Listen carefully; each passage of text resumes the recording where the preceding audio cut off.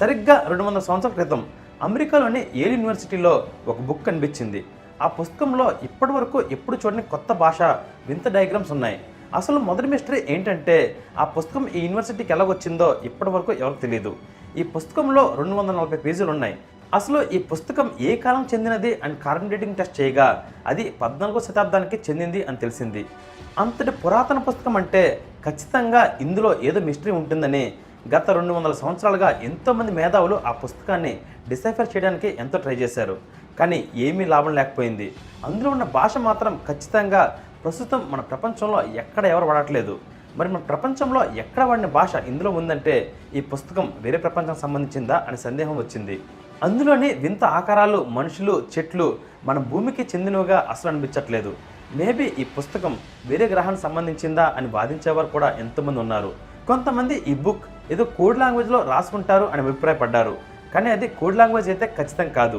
ఎందుకంటే ఇది ఒక కోడ్ అయితే మన వాళ్ళు దీన్ని ఎప్పుడు డీకోడ్ చేసేవారు. సో ఇది నేచురల్ లాంగ్వేజే. పైగా ఇది ఎడం వైపు నుండి కుడివైపు రాయబడి ఉంది. మరి ఈ పుస్తకం ఏంటి, ఇందులో ఏం రాస్తుంది, ఈ భాష ఏంటి, ఈ బొమ్మలకి అర్థం ఏంటి, అసలు ఈ పుస్తకం మన భూమికి చెందిందా లేదా అనే ప్రశ్నలన్నిటికీ సమాధానాలు నేను ఇప్పుడు మీకు చెప్తాను. అలెగ్జాండర్ కాలంలో వాళ్ళ రాజ్యం యొక్క సముద్రం మీదుగా ఏదైనా వేరే దేశాల పడవ ప్రయాణిస్తూ కనిపిస్తే వెంటనే ఆ పడవని ఆక్రమించి అందులో వారిని బంధించి వారు ఒక వస్తువుని వెతికి అది తీసుకొని వాళ్ళని వదిలేసేవారు. వీరు వెతికి దోచుకున్న ఆ వస్తువు ఏంటో తెలుసా? అది బంగారం కాదు, వెండి కాదు, ఆడవాళ్ళు కాదు, డబ్బు కాదు. వారు వెతికింది పుస్తకాలు. ఆ కాలంలో పుస్తకాలే అత్యంత విలువైనవి.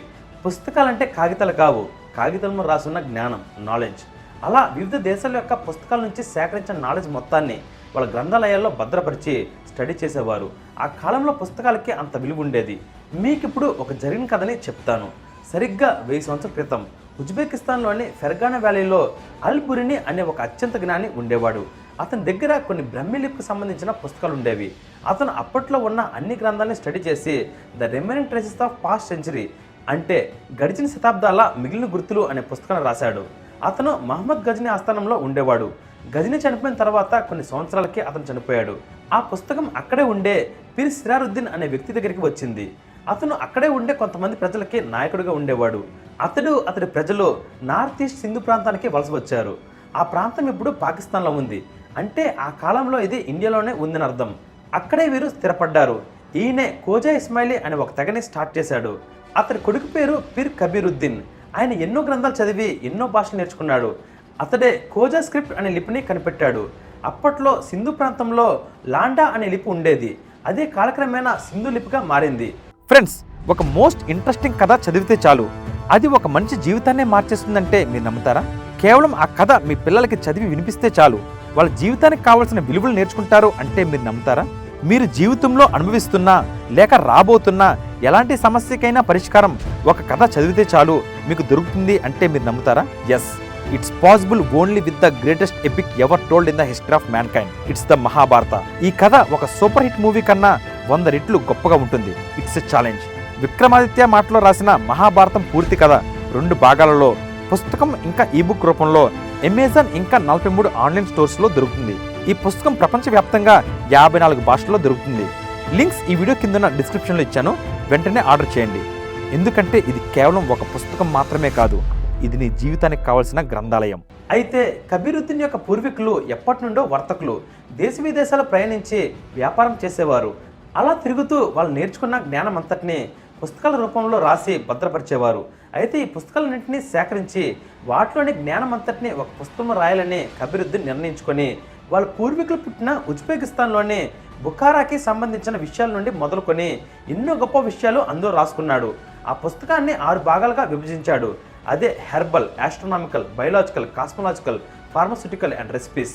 ఆ కాలంలో ఎంతో విలువైనది జ్ఞానం.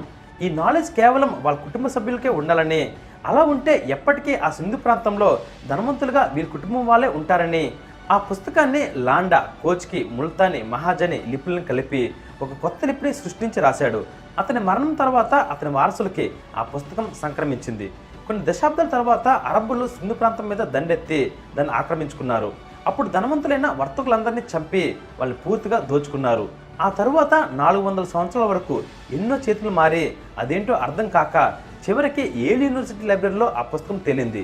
అదే ఈ వోయినిచ్ మ్యానుస్క్రిప్ట్ అనే పుస్తకం. ఈ పుస్తకంలో ఉజ్బెకిస్తాన్లోని బుఖారా, సమర్కండ్, ఫర్గానా వ్యాలీకి సంబంధించిన మ్యాప్స్, అక్కడ ప్రాంతంలో ఉన్న ఎన్నో పురాతన కట్టడాలకు సంబంధించిన ఆధారాలు ఉన్నాయి. ఆ పుస్తకంలోని భాషని కొంతవరకు సుఖ్మిత్ సింగ్ అనే వ్యక్తి 2 సంవత్సరాల పాటు కష్టపడి డీకోడ్ చేశాడు. ఈ పుస్తకంలో ఒక వ్యక్తికి 4 భార్యలుంటే ఆ భార్యలు గొడవ పడకుండా ఎలా ప్రశాంతంగా భర్త కాపురాన్ని గడపాలి అనే విషయాలు కూడా రాసున్నాయి. ఎందుకంటే అప్పట్లో 4 భార్యల్ని పెళ్లి చేసుకోవడం చాలా సహజం. అలానే ఔషధ మొక్కల యొక్క వివరాలు, వ్యాపారానికి సంబంధించిన మొక్కల్ని ఎలా పెంచాలి, ముహూర్తాలు, ఇలా ఎన్నో విషయాలకు సంబంధించిన అద్భుత జ్ఞానం ఆ పుస్తకంలో రాసి ఉంది. మీకు సింపుల్గా కొన్ని ఇమేజెస్ విత్ ప్రూఫ్స్ చూపిస్తాను. ఈ ఇమేజ్లో ఆ ప్రాంతానికి సంబంధించిన మ్యాప్స్, ఆ ప్రాంతంలో ఉన్న కొన్ని పురాతన కట్టడాలకి సంబంధించిన డ్రాయింగ్స్ ఉన్నాయి. ఇప్పటికీ కవజా వాళ్ళ వస్త్రధారణ వాళ్ళ పూర్వీకుల్లానే ఉంటుంది. ఆ డ్రెస్సింగ్ స్టైల్ ఈ పుస్తకాల్లో గీసి ఉంది. ఒక పేజీలో సూర్యుడి బొమ్మ ఉండి దాని చుట్టూ నవగ్రహాల ఇలిస్ట్రేషన్ ఉంది. మరో పేజీలో సూర్యుడి చుట్టూ 12 రెక్కలు గీసి ఉంది. అవి మనకున్న 12 నెలలు అని అర్థం. ఇది నల్ల జీలకర్ర మొక్క, ఇది కొత్తిమీర, ఇది సన్ఫ్లవర్ ప్లాంట్.